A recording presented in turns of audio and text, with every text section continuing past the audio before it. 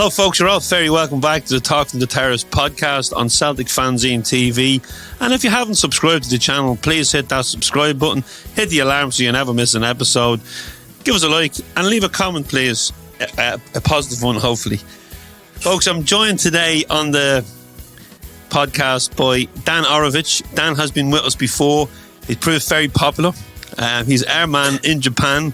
We didn't have him on a couple of weeks ago because we left him on his holidays, even though he popped up on Sky Sports and a few other channels. But we said, Dan, we will leave you and we'll get you after the boys make their debut.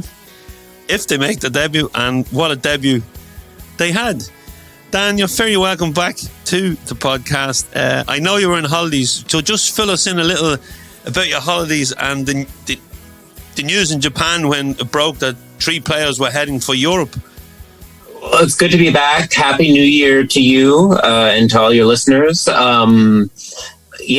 was some holiday. I took about 4 weeks off, went back to the States, did a week off in Vegas to sort of recharge my batteries, and then I went on to visit my family. And I told myself, I'm not going to watch any football to the greatest extent that I can. And I think the whole time I was there, I watched the second half of the League Cup final, and I watched the final of the Mexican Women's League, and that was it. That was the only football I watched, except for the American kind, because I went to see an Eagles game.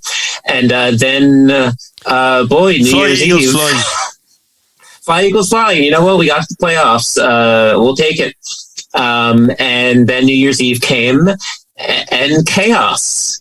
And the best kind of chaos, a happy chaos, but the timing, the Celtic front office certainly knows how to make a dramatic New Year's Eve happen. That was a party, brought the fireworks early, and it's been all downhill since, and it's been great to re-engage with Celtic fans and engage with new fans and tell you about the 3 fantastic players that you're getting. And, welcome to the big show, Daisen Maeda, Hatate, and Yoshihide Guchi. I mean, what a performance that was on Monday. Yeah, Dan, I want to rewind first, because how we met through the medium of the media was when Ange Kyogo, a manager who I have to admit, and a lot of Celtic fans didn't know a lot about, we reached out to you to get the lowdown on him. It proved actually our most popular broadcast on the YouTube channel last year, and also was in our top 30 in the podcasts from we started off 2 years ago. So definitely there was a lot of interest in Ange Kyogo. You come in for a bit of criticism from some Celtic fans saying, oh, blah, blah, blah, blah, blah. They were kind of going, he's blown smoke up Ange's ass and so forth. Yeah. Now, we said the proof will be in the pudding. Ange has now made jumpers popular in Glasgow. He's brought crew neck jumpers back into fashion. This man can do no wrong. We love him. Men, women, children love him. And you never said one word that wasn't correct about him. You said, just watch. You told us about the style of play, the football he played. And we thank you for that. But he's had some up and down moments. He's had some, I suppose, poor results, a couple of draws. And he was very light coming into the break with personnel. We called up some young players from the B team. But they were ready to slot in because he had them training, and I spoke to him at a press conference, and I said this to him. I says the importance of the B team now playing the same system, and he says no, the importance of the B team players training with the first team, so that when they are called up, the intensity is not a shock. And you spoke about all these things. So how do you think? What's your thoughts on Ange's first? Let's just say his halftime report. I don't want to say that he's sort of excelled. He's surpassed expectations, because I think, as you know, from what I said and from what Australian media and from what J-League followers said at the time, we had very high expectations of Ange, but I think we were certainly measured, and we did urge patience. We urged everyone to trust the process. That was the whole thing. And I think Ange has proven that when you trust his process, you are rewarded. And that reward comes in the form of silverware before Christmas, a very attractive style of play now at Celtic Park, and some amazing signings that have done massively well, not just on the pitch for the club, but off the pitch for the club. And he's delivered all that in half a year. So I think you have to give him straight A's. I think that even if you're grading him on a curve, even if you're grading him really at the bottom of the curve, you have to say that he has done everything that could have been reasonably hoped of him and more. Obviously, there's still more to go. You're still 6 points down, or 3 points down as of listening. 6. No. Time is a flat circle, but we're actually 4 now because Rangers dropped points. Oh, that's right. Sorry. Okay. Sorry. Should I go back and redo that so I don't sound like such an idiot? No, you're fine. Time is a flat circle is what I'm trying to say. But the point is, doing pretty well, and still plenty of season left to play.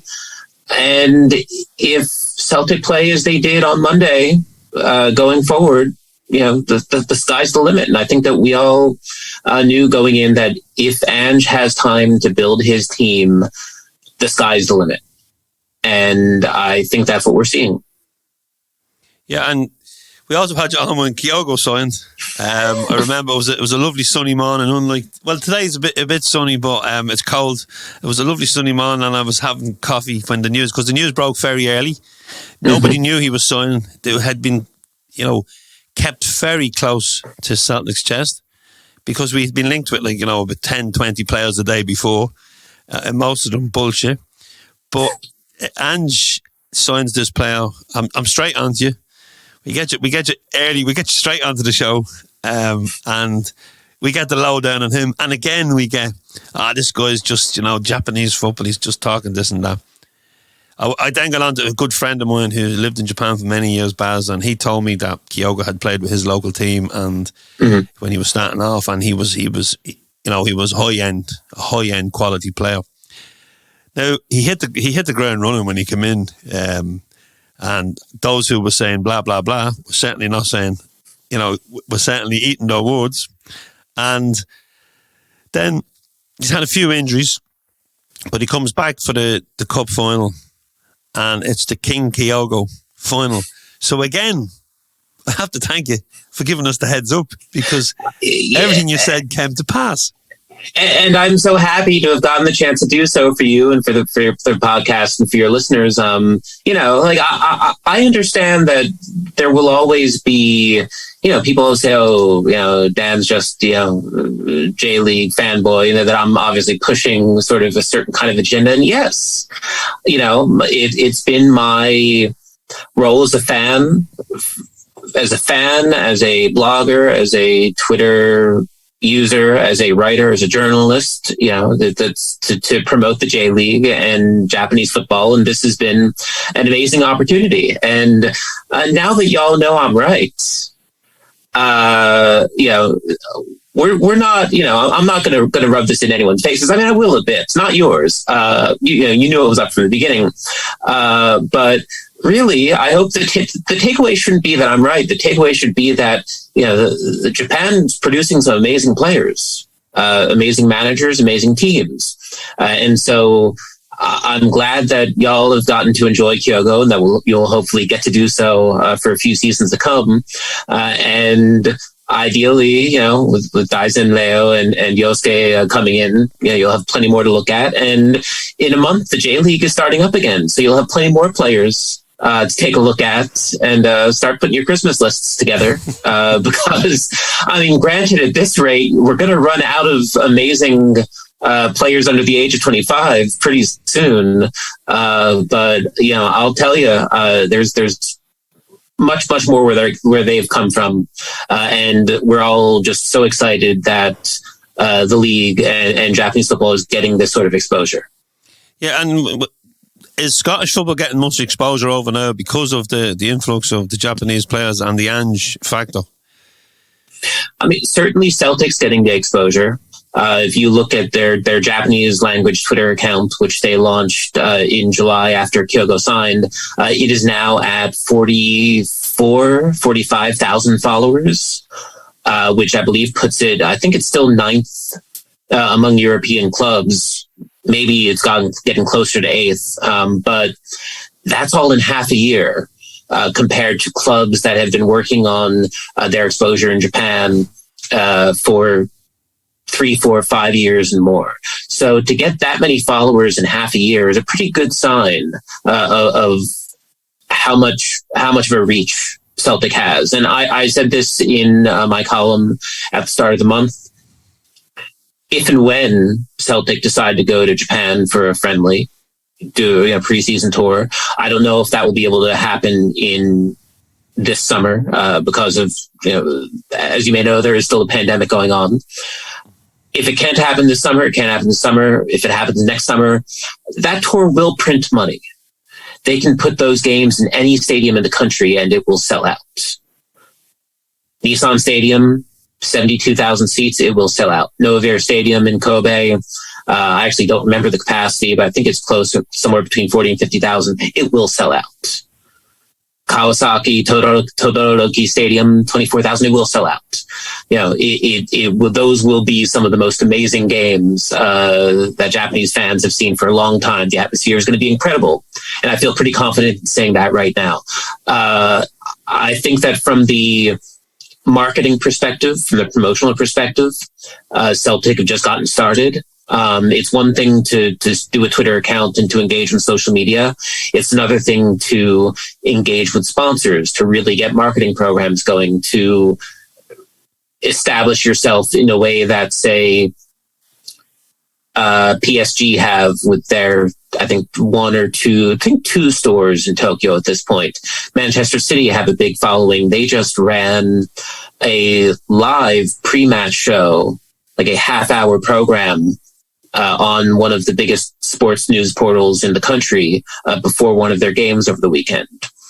Liverpool, which has, I think, the biggest supporter group in Japan as far as Premier League clubs go. So there's a long way to go before you're hitting that level. But Celtic not only have the benefit of the historical association with Japan through Shinsuke Nakamura, and that has sort of established it as the big team in Scotland as far as Japanese fans are concerned. But now you have 4 of the best players in the country and a manager who was universally loved here.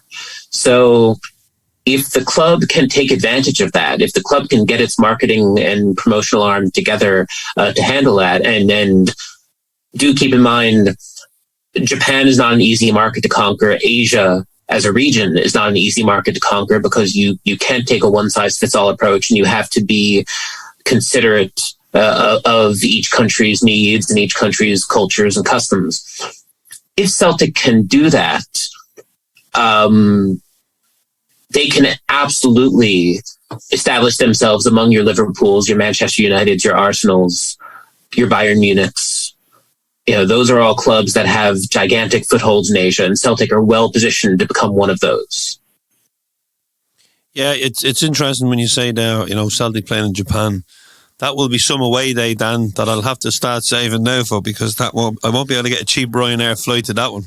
But no. Look, if everyone listening puts you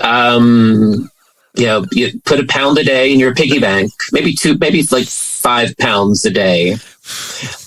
You will be, by the time it gets to next summer, you will be able to have one of the most amazing trips of your life. I say on many levels that we look forward to welcoming you, just because not only will it be an amazing atmosphere, but it will mean that we are past this whole thing and that life can get to normal, because we are still in a pandemic. Our borders are still closed. It's not like Europe or the United States where things are opened again and you can go if you're vaccinated. I believe Japan had 920,000 foreigners enter the country last year. I believe that was the number that just got released, and that's down from the 31 million that entered in 2019. We had 300,000 for the Rugby World Cup alone when we hosted. So I do hope that we are in a position to welcome the madness that is, Celtic fans on tour in 2023, because that will be a very special experience on a number of levels. And there'll be plenty of rice wine drank as well. Absolutely. The Rugby World Cup was special. I remember, it's been a while since we've had a team come to Japan and really bring tens of thousands. And I think the last time that happened would probably be the Club World Cup in 2015 when River Plate fans came, and I think about 30 or 40,000 of them. Wow. And you can't beat South American clubs coming for the Club World Cup from Brazil, from Argentina. It's always just a sight to see. But I'm sure that Celtic fans, if you start saving now, you'll be able to top that in a year and a half. Well, Dan, if that was to come off, a trip to Japan would certainly be on the agenda for many of us. It would be a once-in-a-lifetime chance. But for now, we'll have to enjoy the new Japanese boys. I was there on Monday night. First of all, when the team was announced, the first thing we were looking for was the new signings. Two of them were starting, one on the bench. We looked towards the bench and we thought, wow, how strong is our bench tonight compared to when we finished up before the winter break. So, got to the stadium. There was a good buzz. There was some TV crews out and around, and it was nice to see some friends. Wish them Happy New Year. And then in the stadium, you'll never walk alone. And I think the Japanese boys, they must have been impressed because they certainly got out of the blocks fairly quick. A dream debut for Rio, but his name is pronounced Rayo, I'm told by my Japanese friends. It is Rayo. It is, look, the R is hard to get, and I think that's sort of, it's funny because I've now lived here 15 years, and now I roll all of my R's in sort of in the Japanese style. So now I can't do like the hard R like in the States, which is weird, but it's just Rayo Hatate. It's fine. Yeah, that's totally fine. Yeah, because he lived in Japan for such a long time, and he says, it's very respectful to get someone's pronunciation of the name correct. So he was quick to me. He said it's not Rio, as in the Duran Duran song. It's Rayo. Yep. So I'll stick with that. But he was man of the match. His passing was very good. His awareness on the pitch. Now, for a player who I was lucky enough to attend one of the media press conferences with him, and he looked so bored. He looked as disinterested in fact, he looked like he was going to go to sleep at one stage, right? Yeah, I mean, I watched those media. I watched that video, and I did comment on it. This isn't, I don't think it's the fan media's fault.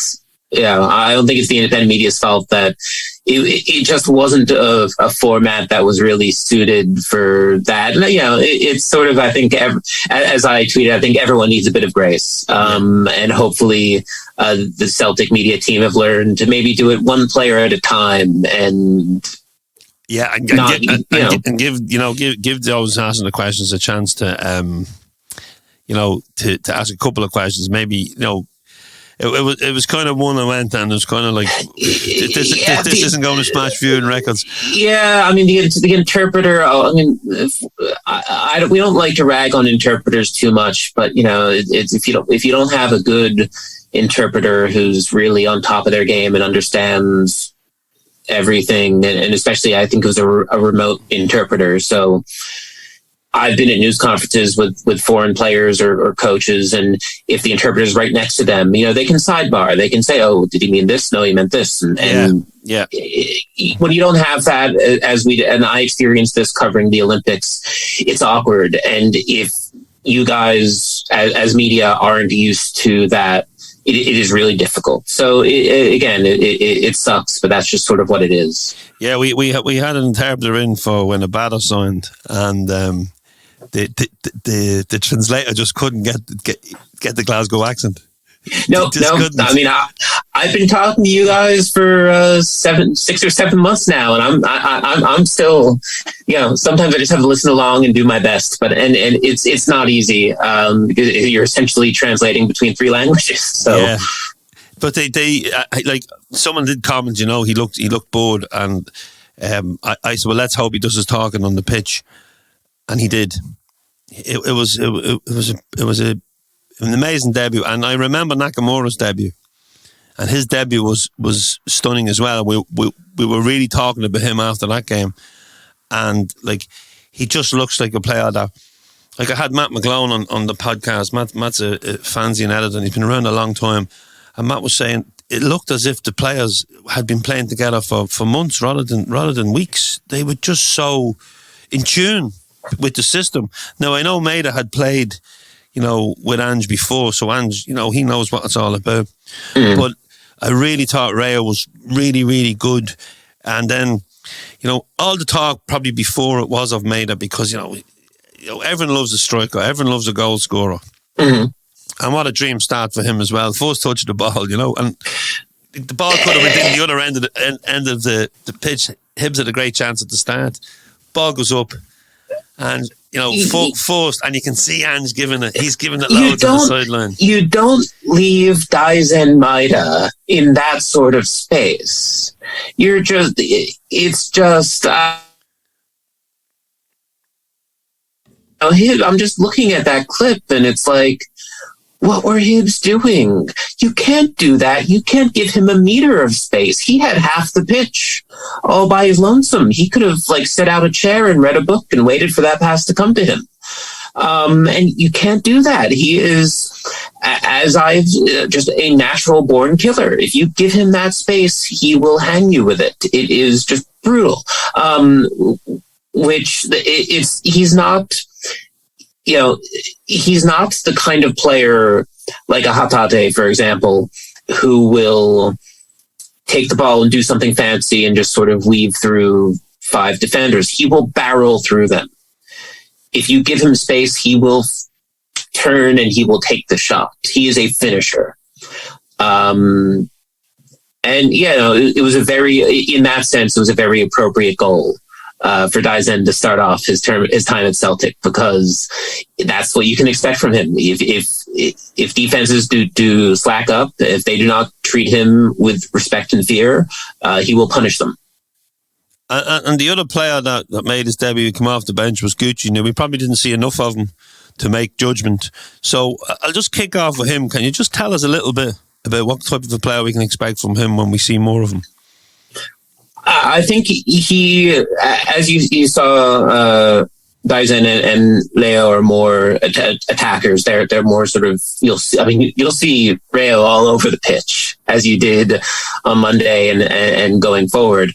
Gucci, I know everyone has adopted Gucci. I'm going to keep saying Gucci just because I'm still not used to it. But it was him that said, "Call me Gucci." He did, and I think that almost took us a little by not surprise, but it's Gucci is more of the defensive midfielder. He is the presser. When the opponents get the ball, he will pressure them. He will force turnovers. He will get the ball. He is the first line of defense in a way, and. In that sense, he is very well suited for Ange's style, because it is that sort of high pressing.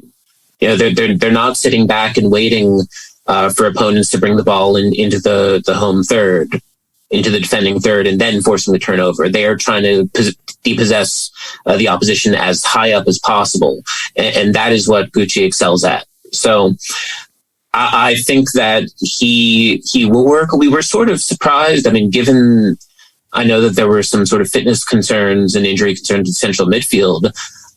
It was almost a surprise that he didn't get his start, and that it was Hatate who got the start instead. But it does show the fact you've got a player this good with this much potential on the bench is scary. Which you alluded to earlier. When was the last time Celtic had a bench that strong? The fact that if and when Kyogo comes back from his hamstring injury, do you start him or do you start Daisen? And does it really matter who you start if the other guy is on the bench? It's a wonderful headache to have for Ange. No, it means that you're not just if an average sub adds a player, player's worth of output when they come on, you've got a player and a half coming on because those are both dyed-in-the-wool starters. And you can bring, if you're bringing Daisen or Kyogo out for 20 or 30 minutes and just telling them to go balls out, I mean, that is a game maker. That is a game changer. That is someone who can absolutely alter the course of the match. So even of course, we'd like to see Gucci get more starts eventually. But even on the bench, I mean, that's a scary weapon to have when you need to close out a game and you need someone who can contribute on behind the ball and also create something in the final third. Music to my ears, Dan, and just. We'll go to the other two players now. You've touched on them. Rayo, as I said, a great start. Now, all these three players and Kyogo are Japanese internationals. And one question on all our lips is because we're hearing different reports. We're hearing there's a friendly coming up, but they won't be called. It'll be J-League players. But then we're hearing it's not coming up because of COVID. Then we're hearing the competitive games. They'll all be, in contention. Can you just fill us in on the dates for these games, what the situation is? Because what we're hearing now is if we could have Carter Vickers with America, we could have Tom Roderick with Australia, and we could have our 4 Japanese players out. That's 6 players. I think you need to have 3 out before you can cancel a game. And the game in question could be the Rangers game. So, could you just give us some clarity? Because I'm hearing mixed reports and probably reports from people who are just picking up stuff on social media. Let me start with, I don't think that you're not going to have all 4 Japanese players called up. As we were recording this, I guess it's Wednesday morning over there. It's Wednesday night over here. The squad will be announced on Saturday afternoon here in Japan. So that's in less than 3 days, in less than 72 hours, I guess, in 64 hours, as the crow flies, they say, we'll know what's up. So the original plan was that Japan was going to play a friendly against Uzbekistan on Friday, the 21st. And the squad for that was all J-League players.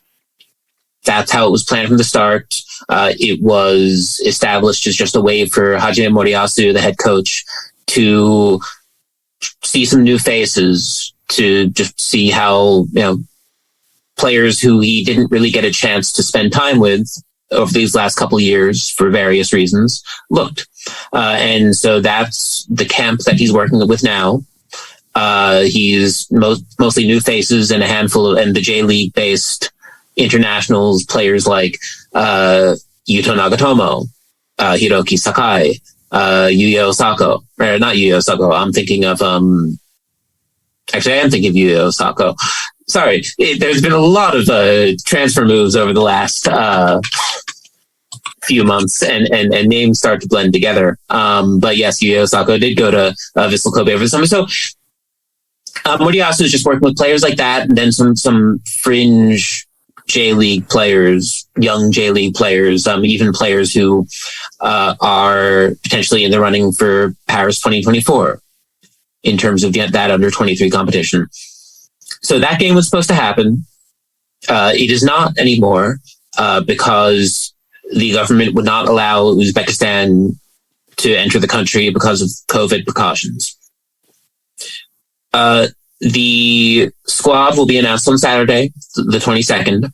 And then the World Cup qualifiers, which are being allowed, will take place. I believe it's China on January 27th, which is a Thursday, and Saudi Arabia on February 1st, which is a Tuesday. So as far as the four, Kyogo's call-up depends entirely on his injury. Right now, just based on what we're hearing from Ange, doesn't sound good. I've always said from the start, if Kyogo is healthy, if he can reasonably be called up, he will. Right now, as we record this, it doesn't look like that's the case. So I'm pretty doubtful that he will get called up. If Kyogo doesn't get called up, that does improve the odds of Daisen Maeda being called up. Where are we at in terms of a percentage? I've said 30 last week, could be 35, 40. I think his stock's gone up. I think especially if Moriyasu has seen his performance for Celtic. So the question is, does Moriyasu have enough options at striker that he doesn't need to call up Maeda? And the answer is, I'm not sure. To be completely honest, I'm not sure. But I think treating him as a 50-50 selection isn't out of line. Hatate, I think his stock went up with Milne's performance. I think that Moriyasu would like to call him up, but I'm sure that Celtic are saying, well, if you're not going to play him, we don't want you calling him up and risking and dealing with the travel and the potential risk for injury just to have him ride the bench or just to not even include him in the squad. The JFA, the Japan Football Association, does have an office in Europe. They work pretty closely with European clubs to deal with call-ups to make sure that everything's smooth. They do want to maintain these relationships and make sure that the players are happy and that the clubs are happy. So where that goes, it's sort of hard for me to say. I would peg Hatate's odds at maybe 25-30%. I wouldn't say he's a sure guarantee by any stretch of the imagination. But if he did get a call-up, I wouldn't be totally surprised, and neither should anyone listening.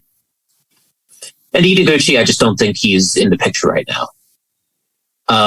It's not enough that he was, moved to Celtic. He's got to perform. He's got to play. He's got to get minutes. So that's where we're at. I think that Kyogo probably out, Maeda 50-50, Rayo 25-30. If that answers your question. No, it does, because it's just one that's been going. It's few people have said it, and there's so much happening. Sometimes you just get confused. There is, and it is again, because I know I tweet something and then everyone loses their mind, and I hope that over the course of everything, we have our fun. I have my fun with Celtic fans. They have their fun with me. But I've always said from the start, I'm not going to bullshit you. I'm not going to bullshit you. I'm going to give you my opinion. I'm going to tell you where things look like they stand.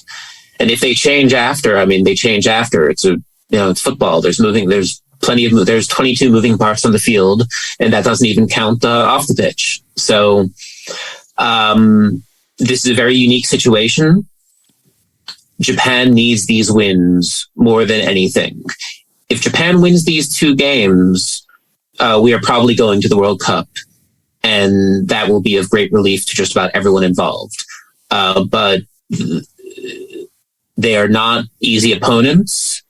You were talking about late January, early February at Saitama Stadium at night. These will be the first full capacity games the national team has played since 2019. Definitely the biggest crowd that the national team will have played in front of since pre-pandemic. And those fans are all going to be masked. They're not going to be allowed to cheer. No singing. It's going to be weird. But the players all know what's at stake. So it's going to be a really interesting set of games to watch. Dan, great information from you as always. I'll be watching the announcement of the squad with great interest. Hoping our players are not called up. Hoping Kyogo gets fit. But just in the Japanese setup, when Kyogo's fit, is he ahead of Maeda? Yeah, I think right now, yes. Those of us who follow the national team, we've said for months that Kyogo should be ahead of everyone in terms of the depth chart. We don't think that Yuya Osako should be the lone striker up front. It shouldn't be. Minamino just doesn't quite have it. I think that Kyogo should be the face of this national team heading into the World Cup if we qualify. I think that he has the skills. I think he has the character. I think he has the ability. I think he has the potential. I don't know if Maeda is a World Cup starter yet, but if he keeps up this form, if he keeps up his 2021 form at Celtic, he should be in the squad when November rolls around. I think that he's definitely got that potential. Well, we will listen and watch with keen interest. Dan, you're just before I let you go, you're heading off to the Winter Olympics, I believe.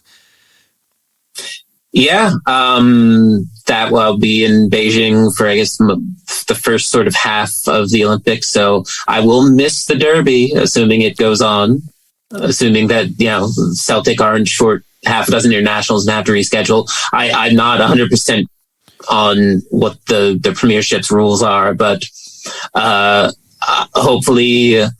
Actually, I'm not sure. I think it'll be 3:35 in the morning in Beijing. So I will sadly probably have to watch the highlights, but I do look forward to hearing what goes down. And it's going to be interesting to cover this after covering the Olympics last year, and going to be weird but exciting, and looking forward to it. Dan, thank you so much, as always, for your contribution and your knowledge of the J-League and the Japanese players that we've welcomed to Celtic, and they have been welcomed. There's been a great feel-good factor. And I'm sure they felt very welcome on Monday night when they saw so many Japanese flags in the crowd. I'll tell you, you're singing You'll Never Walk Alone before games. Sooner or later, it's going to have to switch over to our national anthem. I should say Japan's national anthem, not mine personally, but it's only 30 seconds long. It's one of the shortest national anthems in the world. It's not too much to add on. But no, it is seeing Maeda walk on, and seeing the giant Japanese flag being waved behind them. I think the fans here love it. Fabulous image, isn't it?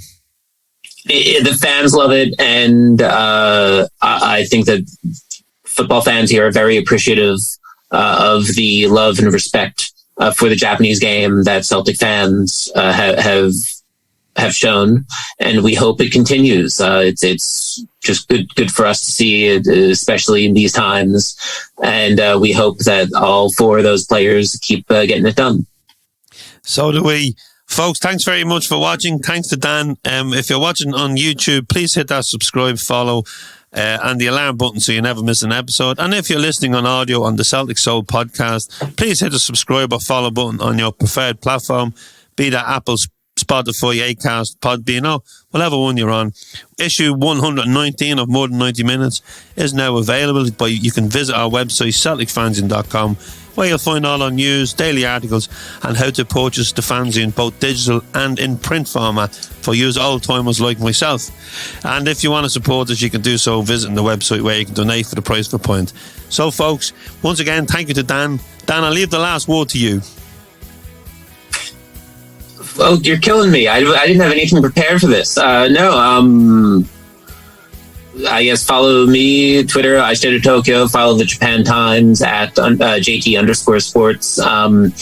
And do get ready to follow the J-League. We open in about a month. I think the season starts, the Super Cup is on February 12th, and the season starts on the 18th or 19th. So if you like what you've gotten, we've got plenty more, and it's an amazing league, and I hope to be able to teach you guys all about it in the months to come. We'll leave it with that, folks. Hail to everyone out there. Get tuned into the J League, but keep tuning into us. Thank you very much.